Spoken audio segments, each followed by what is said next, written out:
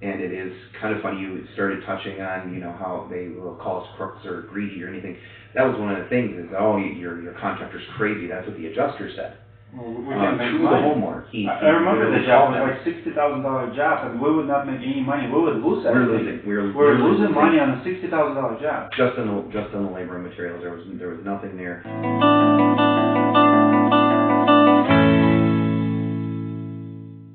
My name is Dmitry, and in this video we're talking about supplements and why supplementing insurance companies are totally okay. There's nothing illegal, immoral, or whatever you call it, it's totally fine. Supplementing insurance company is a must for one simple reason. Because insurance companies on a daily basis are underpaying contractors and homeowners. Again, it comes down to that topic of insurance company being in business first for themselves. It's all about saving money, it's all about numbers.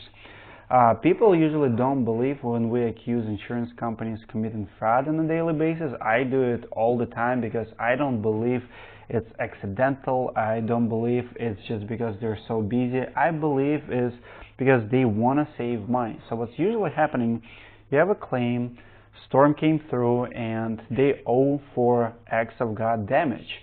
So they know they have to pay. So what they do is they send an adjuster, and adjuster comes out using software that he should be using, that we use too. He goes quickly, puts estimate. Why is it so quick? Is he in a hurry? It's his full-time job. He's trained and hired to do his work, and he pretty much misses a whole bunch of lines and writes estimate, let's say for $9,000. Well, here's the ugly truth. Across the industry, claims are usually short about 30-40%. That's why insurance industry gave birth to entire industry within the industry. I'm talking about public adjusters. I'm talking about supplement agencies. There's so many people in business today only because insurance companies not doing what they're supposed to be doing. Yet homeowners like you are still believing that their insurance company have their best interest, and when insurance company say we're going to do this job for $30,000 and the contractor comes back and say it's not enough, we're going to supplement it for $40,000, a lot of more time than not homeowners think that contractor is being greedy, not insurance underpaying. People just don't believe in it. Well, we don't make numbers, we don't create software. Insurance company pretty much say, hey, this is software, call Xactimate, we're going to use it, and whatever it says, we're going to pay. Well, in reality, they go above and beyond not to pay. Chris here does full-time what I just described. He pretty much professional supplementer, been doing it for over 10 years. What's your average? What's your average, and how bad can it be on an increase side? Like, what's your average increase on the file that you touch, and what's the craziest you've seen? Like, is it double, is it triple the amount? The average of what I see under bid, if you want to say, and it is true, that's where supplementing comes in. They literally tell you in your contract, in your insurance estimate, all supplements need to be done prior. They know it's going to be supplemented by anybody who does know what to do, and they're underpaying it in the first place. That's why they created that supplement part of it. But do homeowners know it? No, and that's really the thing. There's so many contractors out there that do this that don't know that either, so they don't really understand, and nobody reads their paperwork. That's the other thing too. Educate yourself. Really, I mean, we've talked a lot about that. Education is huge. Educating yourself as a homeowner, educating yourself as a contractor, it's so important. Knowing what you're doing so you can actually help people the right way. I'd say in the average, just across the board, I would say somewhere in that 30 to 50% of what I would basically say underbid. One of the biggest things that we get is we had a claim that we got this year on a metal roof, and it was under June of last year's price list. And we just got done with it in August of this year because we just got the customer, I believe, in like July of this year.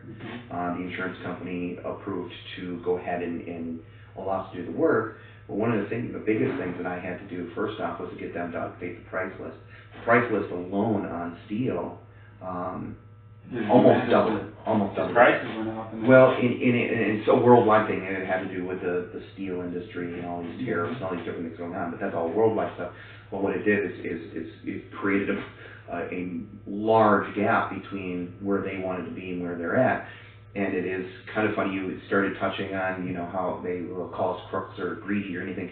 That was one of the things. Is your contractor's crazy. That's what the adjuster said.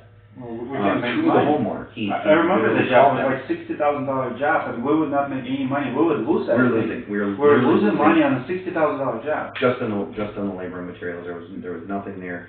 It was just because it had increased so much. But the first thing that we did is we had informed our homeowner. Here's what's going to happen. They are going to call you. They are going to tell you we're crazy, we're crooks, we're trying to steal, we're doing this, we're doing that. And it was the original adjuster who was pretty upset that I increased it so much, but really what it was is he never looked into it. He just saw the number and panicked, which was really unfortunate. Again, it's everybody jumping and running off at the mouth before they even think. Yep. Why is this? Look at it. When I do something, I give them a narrative. When I do a line item, I put a note on it. Here's why I'm doing this. And I really try to make their job easier so they understand where I'm coming from, painting a picture as to why we're doing what we're doing. Here you have it, guys. I know a lot of homeowners, if you're the homeowner, you're probably thinking, well, I'll find contractor to do it for this price. And you know what? You're right. Most of the time, you will find people to do it for the original amount. The problem with the original amount is statistics. Numbers don't lie. People lie all the time. Numbers don't lie. 90% of all contractors out there are going to be out of business in 2 years. Why? Because if you're not profitable, if you're not running profitable operation, if you don't have profit comes to you to pay taxes, to pay overtime, to do business the right way, you will be out of business. So when insurance company is supposed to pay $50,000 and they pay $40,000, you will find somebody to do it for $40,000. But I guarantee you this, whoever takes the job, if he does it on a regular basis, if he always settles for less, he's not going to be in business for too long. You cannot be starving to death or running business on a break-even point and still take care of your customers.